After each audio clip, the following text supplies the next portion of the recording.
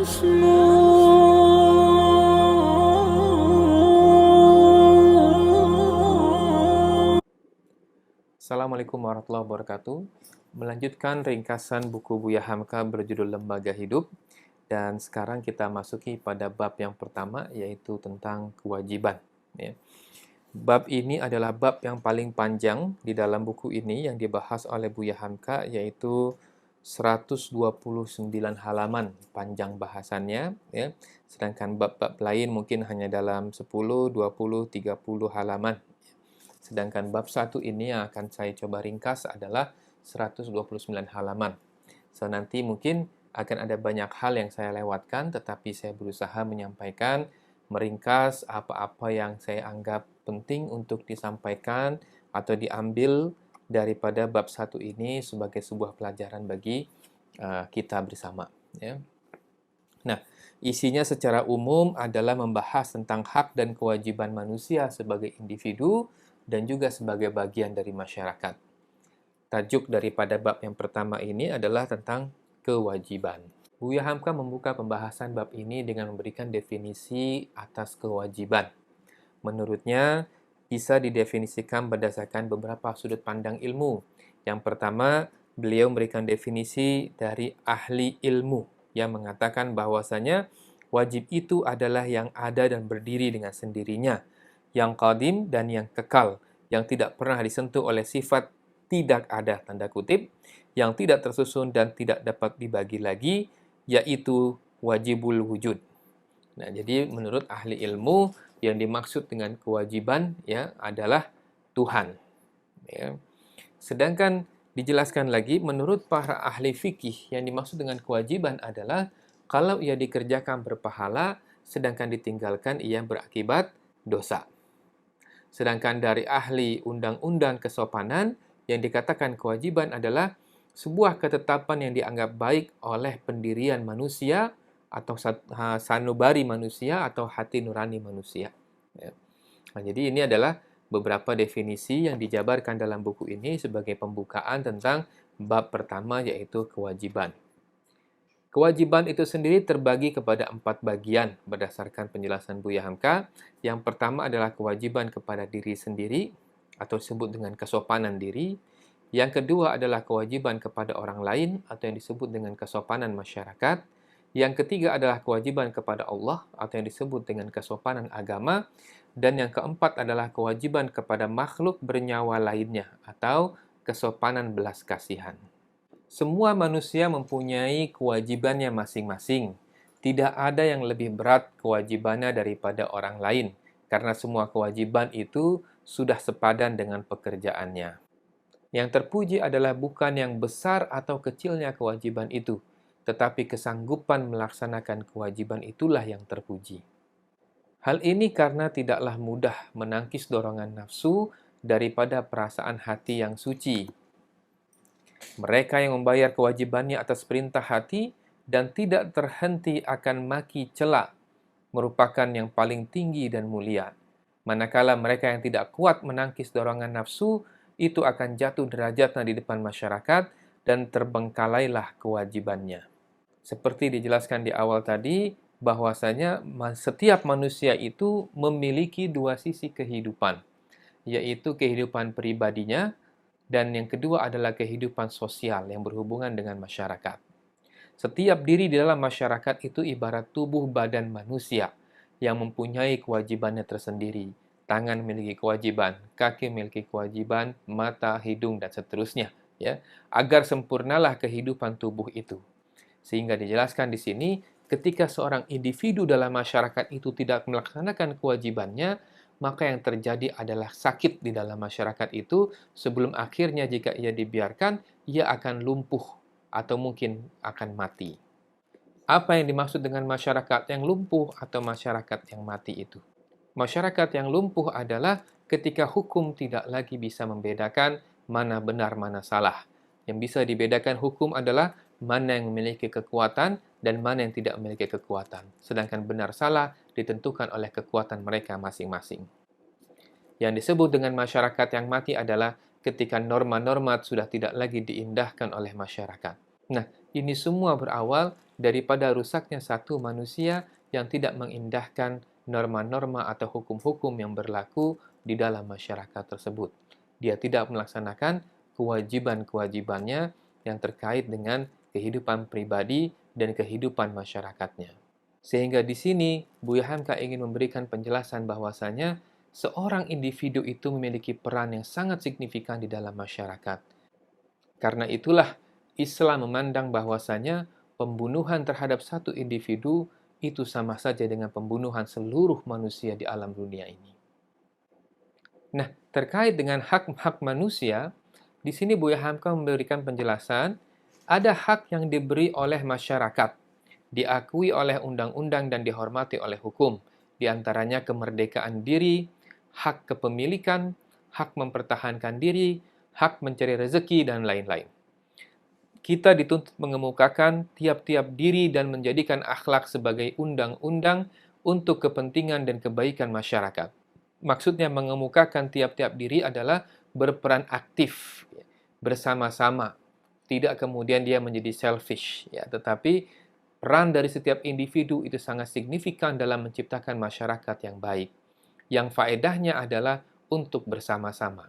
Di sini juga Buya Hamka menjelaskan bahwasanya tidak mudah untuk melaksanakan undang-undang atau hukum yang baru di sebuah masyarakat. Ya. Maka beliau mengatakan kekuatan atau kekuasaan terkadang diperlukan saat mulai menggunakan undang-undang atau hukum yang baru karena biasanya ia berlawanan dengan kebiasaan masyarakat. Seperti bagaimana ketika Islam itu pertama kali datang ya di Jazirah Arab. Ya.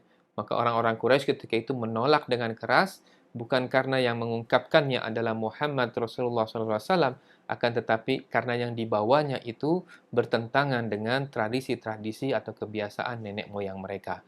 Maka mereka menolaknya dengan keras. Ya. Padahal undang-undang atau hukum yang baik itu akan menjaga ketentraman, menjaga hubungan, menjaga kesehatan, dan lain-lain. Akan tetapi, menurut Buya Hamka, undang-undang atau hukum yang baik itu pun setengahnya mungkin sudah tidak berlaku lagi bagi sebagian orang, yaitu orang-orang yang memiliki budi pekerti yang tinggi. Karena bagi mereka, berbuat dan berakhlak baik itu adalah karena kewajiban yang muncul dari dalam hatinya, bukan karena undang-undang yang diterapkan. Terkait dengan hak-hak perseorangan, saya meringkas ada beberapa hak yang dijabarkan di dalam bab 1 ini. Yang pertama adalah hak hidup. Bahwa setiap manusia itu berhak untuk hidup, kecuali karena hukum qisas. Ya, karena membunuh, maka nyawa dibayar nyawa. Atau karena mempertahankan diri. Ya, misalnya karena perampok masuk ke rumah, ya, kemudian yang tuan rumah membunuh perampok tersebut karena mempertahankan diri. Yang kedua adalah hak budi, yaitu memelihara diri secara lahir dan secara batin. Yang ketiga adalah hak kemerdekaan diri. Maksudnya adalah hak untuk mengatakan apa yang dirasa dalam hatinya. Hak untuk bebas berbuat sekehendak hati, asalkan tidak merusak kewajibannya dan tidak mengganggu atau mengurangi kebebasan orang lain. Yang berikutnya, hak kemerdekaan diri dan kemerdekaan berpikir. Ya, ada hak kemerdekaan berpikir. Nah, ini adalah hak kemerdekaan diri. Ya. Yang keempat adalah hak persamaan, yaitu berhak mengecapi hasil jerih payah. Ya. Hasil usahanya, ya, mereka berhak untuk menikmatinya. Dan di saat yang sama, tunduk pada undang-undang masyarakat. Ya. Jadi di sini, seperti yang sebelumnya, ada hak kemerdekaan diri dan hak persamaan, ya, bahwasanya manusia itu bebas berbuat apa saja yang ia inginkan, ya.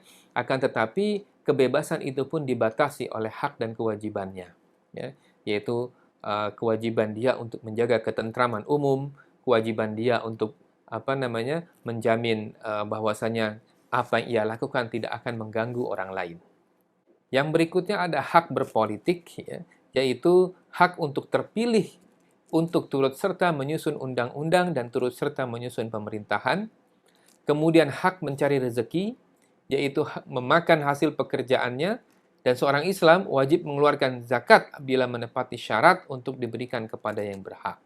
Berikutnya adalah hak atas milik atau hak kepemilikan, bahwa manusia berhak atas hasil usaha sendiri dan masyarakat wajib melindungi haknya. Ya. Dan bagi seorang muslim bahkan ya Rasulullah itu melindungi hak-hak kaum muslimin ya. Bahkan dikatakan dalam sebuah hadis ya bahwasanya umirtu an uqatilan nas, bahwa aku ini ya diutus, maksudnya Rasulullah SAW diutus oleh Allah kepada manusia untuk memerangi manusia sehingga manusia itu melaksanakan rukun Islam yang 5 ya. Nah, kalau manusia ini sudah melaksanakan rukun Islam yang 5, kata Rasulullah, terjaga atau terpelihara darah dan kehormatannya ya oleh Rasulullah Muhammad SAW. Artinya bahwasanya harta dan kehormatan setiap muslim itu terjaga satu sama lain ya. Bahkan dalam Al-Qur'an juga dikatakan la yakulu amwalakum bainakum bil batil ya wa tudlu biha ilal hukam ya. Jadi jangan sampai kita ya mengambil harta ya sesama orang lain itu dengan cara yang batil ya. Tidak boleh, karena setiap manusia dalam Islam diberikan hak atas kepemilikan ya. Kemudian hak perhubungan dan perjanjian, yaitu keleluasaan untuk berjanji. Dan kalau sudah janji, wajib ditepati asalkan tidak membuat janji yang melanggar undang-undang, ya, tidak tahu janji-janji hal yang mustahil. Ya. Kemudian hak atas kepercayaan dan keyakinan, ya. Berhak untuk mendapat, maksudnya adalah berhak untuk berpendapat dan menyatakan pendirian, ya, keyakinannya selama ia tidak melanggar hukum atau ketentraman umum atau undang-undang kesopanan umum dan tidak membawa perselisihan dan huru-hara. Ini maksud dari hak atas kepercayaan dan keyakinan. Kemudian hak perlindungan anak, yaitu perlindungan dari penyiksaan atau eksploitasi tenaga anak-anak, dan seorang anak berhak merdeka dan menuntut ilmu. Ya, tidak boleh dipaksa-paksa untuk bekerja kalau dia tidak mau bekerja. Ya. Nah, yang berikutnya adalah hak pengajaran dan pendidikan. Ya. Bahwa setiap manusia berhak menuntut ilmu sesuai bakat atau kemampuan fikiran. Di dalam Islam diberi perintah keras untuk menuntut ilmu. Ya, bahkan dalam sebuah hadis dikatakan man kharaja li talabul ilm fahuwa fi sabilillahi ta'ala hatta yarji. Jadi barang siapa yang melangkahkan kakinya keluar dari rumahnya untuk menuntut ilmu, ya, maka ia sedang berada di jalan Allah mulai dari keluar rumahnya sampai ia kembali lagi ke rumahnya. Ya, jadi teman-teman yang sedang belajar di luar negeri, ya, para pemirsa budiman yang sedang belajar di luar negeri, yang anaknya sedang belajar di luar negeri, ya, kita doakan semoga mereka selalu dalam niat yang lurus sehingga selalu di atas jalan Allah Subhanahu wa taala sampai mereka kembali lagi ke rumah, ya, sampai teman-teman ya juga kembali lagi ke rumah. Nah, itu beberapa ringkasan ya yang memang mungkin tidak akan bisa mewakili keseluruhan dari isinya, tetapi paling tidak bisa menggambarkan kira-kira apa yang dibahas di dalam bab 1 ini ya, yang terdiri atas 129 halaman ya. Jadi berbicara tentang kewajiban dan hak secara umum ya, secara filosofinya dulu. Nah, sebagai penutup daripada bab yang pertama ini, Buya Hamka juga menyertakan dokumen-dokumen tentang korespondensi ya atau surat menyurat para sahabat dengan gubernurnya, juga kepada tentang surat-surat para pemimpin dunia dan ulama-ulama saleh ya ketika itu ya, tentang mengingatkan saudara-saudaranya atau rekan-rekannya tentang kewajiban dan hak ya seorang muslim, baik ia sebagai individu, ia sebagai pemimpin, ia sebagai rakyat, dan ia sebagai anggota bagian daripada masyarakat ya. Nah, yang perlu ditekankan di sini adalah bahwa hendaklah kita memeriksa diri sendiri sebelum memeriksa orang lain, dan terimalah teguran sebagai kunci untuk memperbaiki diri dari kesalahan. Ya. Dan di dalam menjaga hak-hak diri ini, kita dinasihatkan untuk senantiasa jujur dan bersungguh-sungguh, dan kalau ia terkait dengan pekerjaan, maka tumbuhkan rasa cinta kepada etos kerja yang baik, sehingga dalam berbagai hal, kita selalu beretika dan bersopan santun. Wallahu a'lam bishawab. Kita jumpa lagi pada ringkasan bab yang kedua, insyaallah pada kesempatan selanjutnya. Assalamualaikum warahmatullahi wabarakatuh.